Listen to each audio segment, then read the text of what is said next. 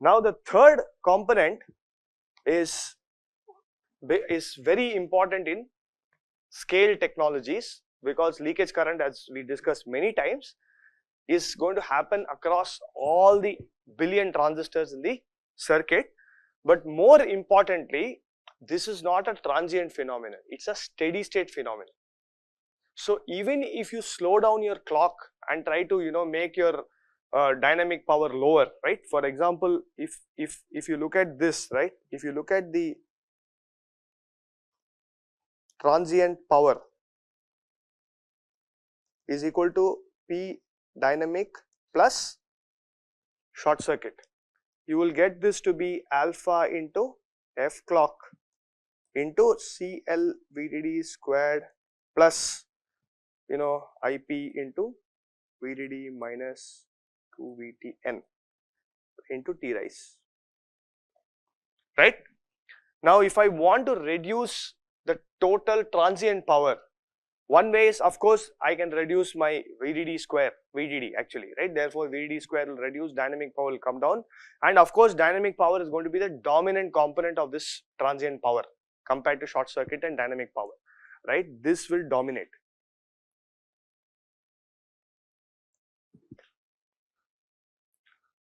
But beyond a point, I cannot keep reducing my supply voltage. There are certain limitations in scaling the supply voltage also. So therefore, the best way is to actually reduce your frequency of operation also if you want to make the power lesser, right? You can reduce F clock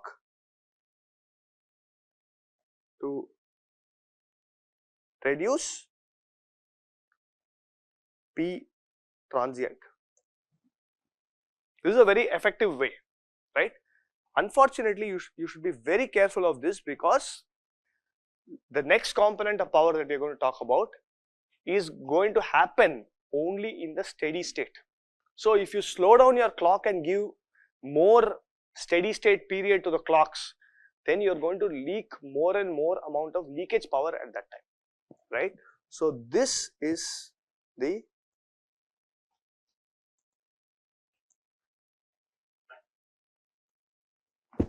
leakage power is like this.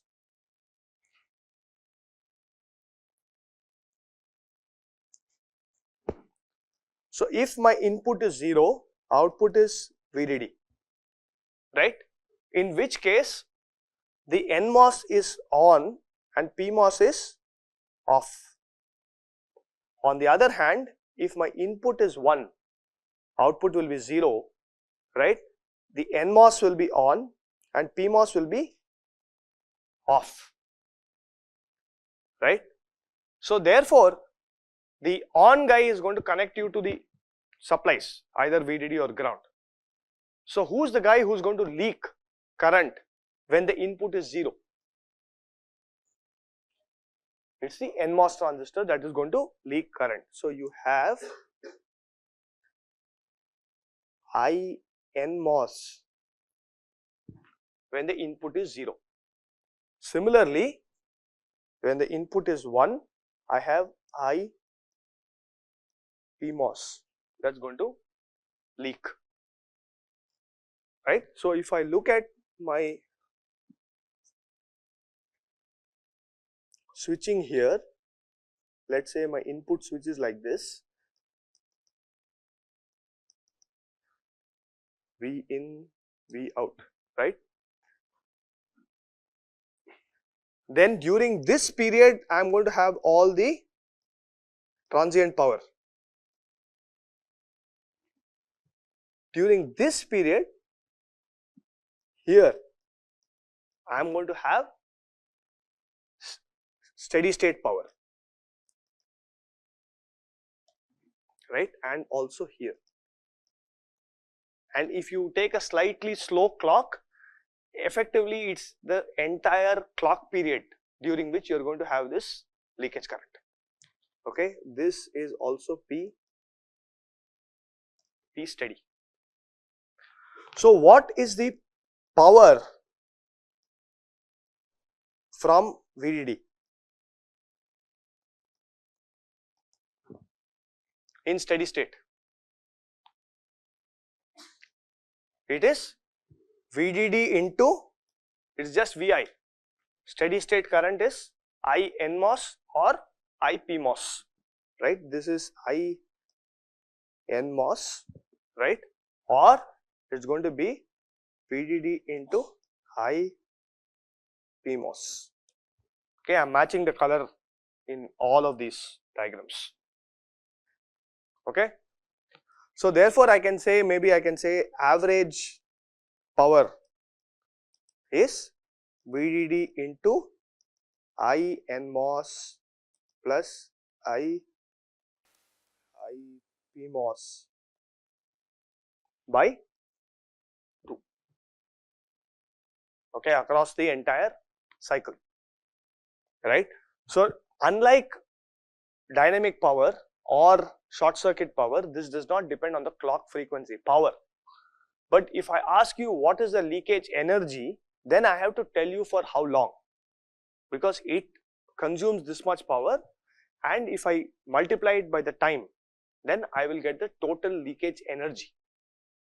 Okay, so one is dominated by energy, the other is dominated by power, right? And you must keep this in mind always. Okay, so now the question is, what is this equation, by the way, I NMOS and PMOS, right?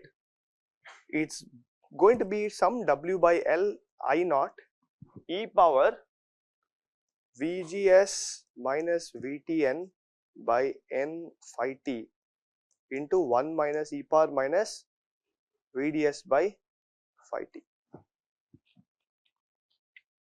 Okay. So question is, fine, I do have leakage power, right? It exponentially depends on all these parameters and so on. How do I reduce this leakage power, right? Because remember that this is the guy that's going to kill your battery.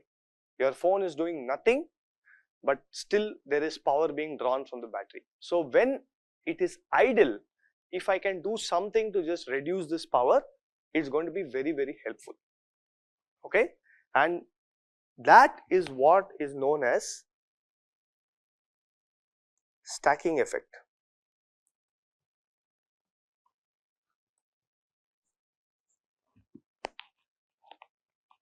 Okay, so let me show you this. Sorry, no, it's not PMOS. 0.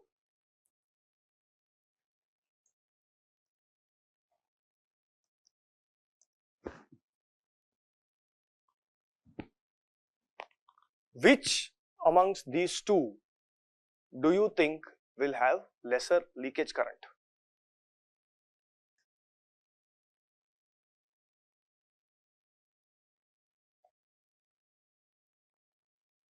So this is slightly an incomplete question, because I have to tell you now what the widths are, because I just showed you that in the previous expression it also depends. Larger the width, it's going to leak more current, right, and it's going to go linearly. So therefore let me say that this is W, right, this is W and this is also W. Now amongst these two, which ones do you think, which one is going to leak lesser current? Yeah,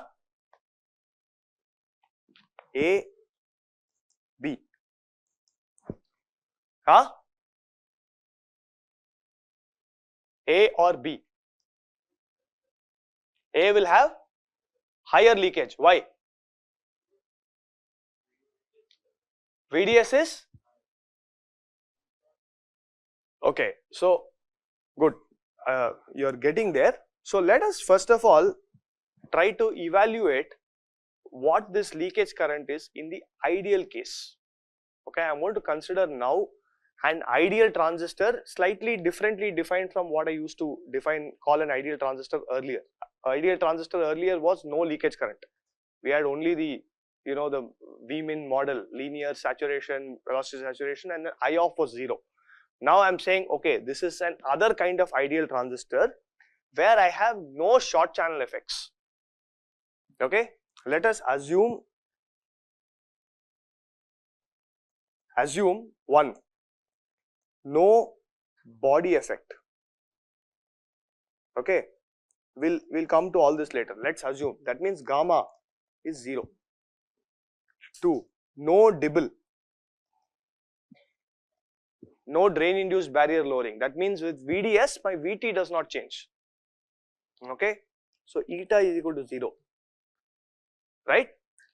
Now we can evaluate what the leakage current through this stack is. Of course, this is a single stack, one stack, and this is a two stack.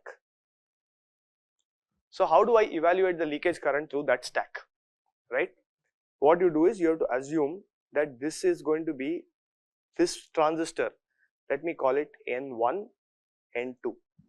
Current through N1 is I1, current through N2 is I2. What is the constraint? I1 has to be equal to I2. Okay. So what is the value of I1 from the previous equation? W by L into I naught. What is VGS of the first transistor? Yeah? No, okay. So N1, N2, VGS, VDS. First tell me what is the VDS of, let's assume that this intermediate node is Vx. So what is VDS of N2? Vx. What is VGS of N2? What is VGS? 0. Gate is grounded, source is also grounded.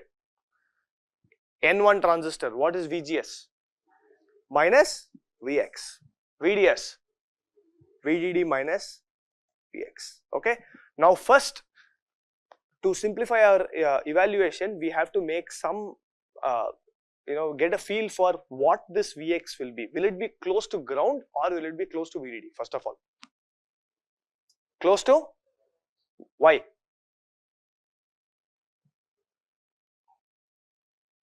No, leakage current will be less is not something that it will fix Vx so that the currents match, that's all. Whatever current you get, you get. So since I1 has to be equal to I2, right, the VGS and VDS have to adjust itself for both transistors so that the two currents are the same, correct?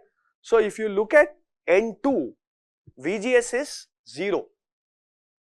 Compare it with N1, Vx is some value between 0 and VDD. I don't know what it is, we have to figure that out. If Vx is even 100 millivolt, right, VGS for N1 is minus 100 millivolt, it's actually lesser.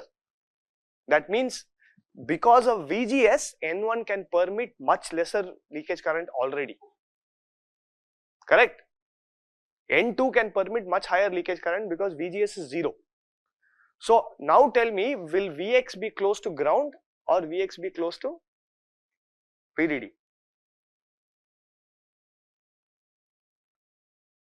So N2 has large VGS compared to N1. Compared to N1, N2 has large VGS. N1 has small VGS, right? This is minus Vx, 0. Now if both currents have to be the same, the VGS has to be compensated by the VDS. Only then you can have these two currents to be the same, correct? You agree with me? So if N2 has a large VGS, then VDS has to be small. How will N2's VDS be small? Vx is close to 0, right? So implies VDS is small. Therefore, right, now here N1, since VGS is small, implies VDS is large. So if Vx is somewhere close to ground compared to VDD, that is, right, then these two will easily match. So conclusion, Vx is closer to ground, and assume third assumption, VDD is large. Okay. So now let us write down these current equations. I1 is going to be, or let's write I2 first because it's easier. I2 is W by L I naught e power, what is VGS? I2. Look at this table, 0, right? So it is minus VTN by phi t. I am going to make one more assumption, ideality factor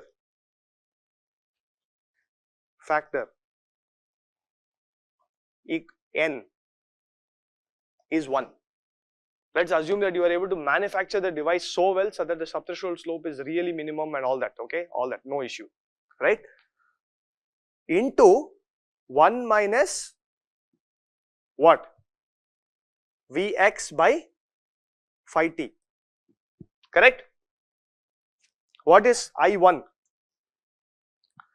E power VGS is minus Vx minus VTN, okay? This is where assuming that the body effect coefficient is 0 helps, because for N1 the source is not at 0, its body here will be at 0, therefore there is going to be a body effect that will come in there, but for initial, just to give you the intuition, I am now assuming body effect is also absent, right? So therefore both VTs will be the same, Vx minus VTN by phi t into 1 minus e power minus VDD minus Vx by phi t, but Vx is close to ground, so therefore I can just make that 1 minus e power minus VDD by phi t. Now VDD is large enough, which means it should be greater than 3 times phi t. What is phi t? 26 millivolt at room temperature. So if you are over 100 millivolt, which VDD for sure is, right, you can neglect that 1 minus e power minus VDS by phi t, right? So I am going to just say this, okay? So now I want you to equate these two currents and find out what that intermediate node voltage Vx is.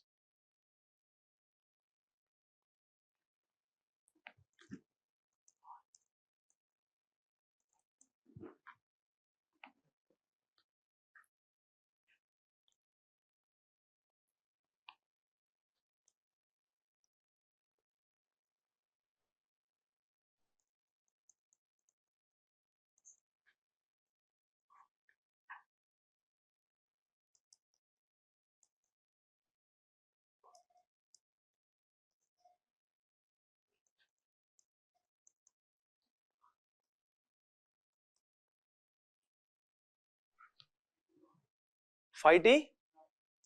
Now, so cancel everything, implies Vx is phi t ln 2. Now tell me what will happen to the leakage current I1 or I2 if I substitute this value in. What is I1?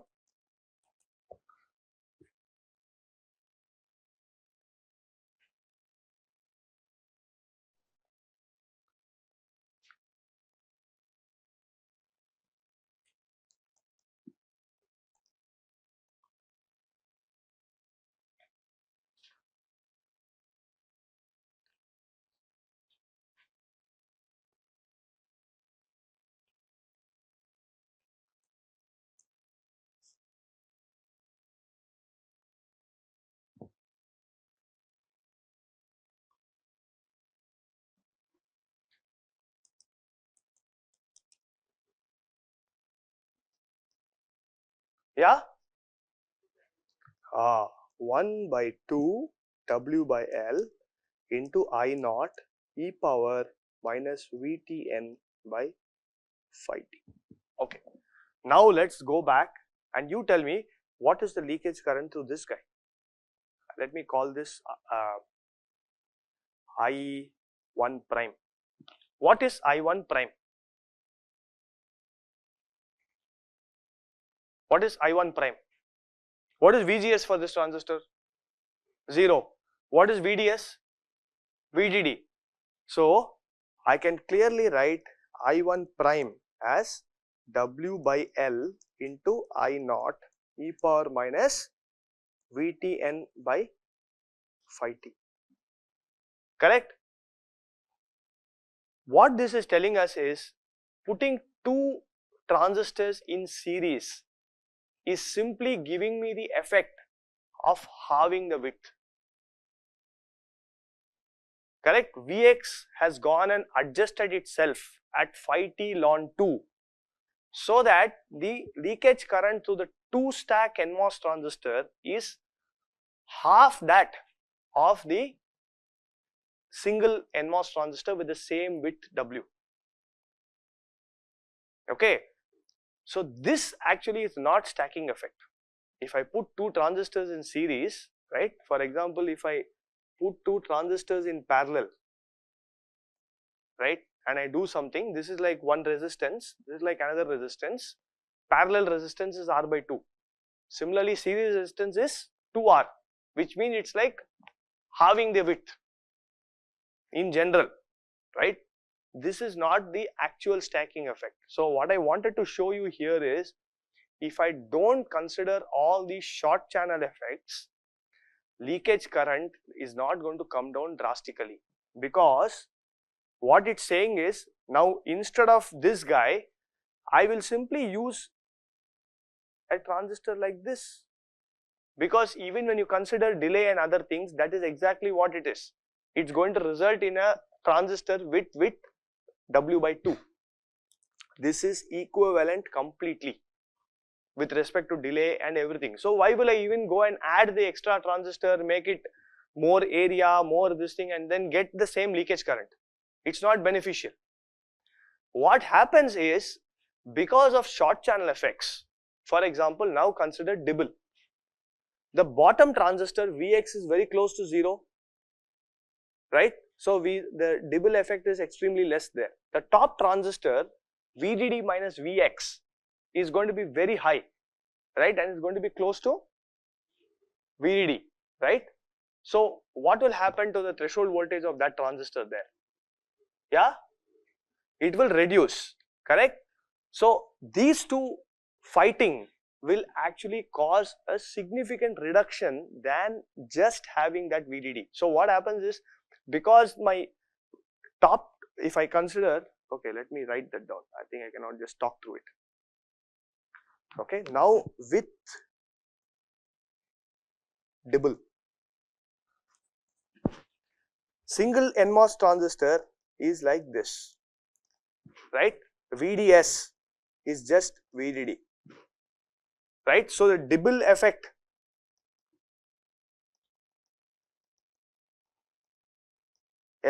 on VTH is equal to eta times VDD.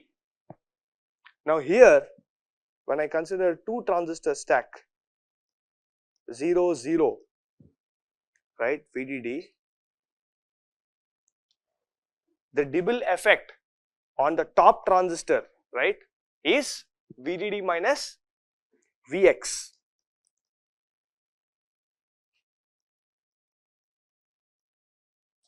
On N1.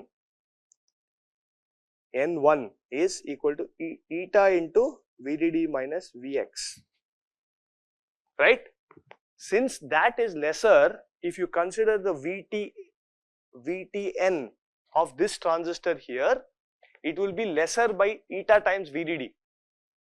Whereas these two transistors, now they will not have the same VTN, of course, because of dibble, right? The two transistors N1 and N2 will have a different VTH, but will also be higher than the VT of this single NMOS transistor. Okay? So what I'll do is, since we have run out of time, please think about this and come back. Just stacking two transistors does not give you the needed impact, right? That's not why people have used this technique so effectively. That's what I wanted to show you through that derivation. Ideal case, it just reduces to a half the width transistor's leakage, which is useless. I might as well use a transistor, single transistor with W/2 and get the same effect, right? It's because of short channel effects that you get much more of a benefit in through the stacking effect. So I would even urge you to do a simulation now, right? You can go with your simulator LT Spice, put a single transistor, put a double transistor, see how much of reduction you're getting in current. Of course, put the appropriate W's and see. You just see, you will find that it's much more than just W/2. Okay, I'll explain that in the next class.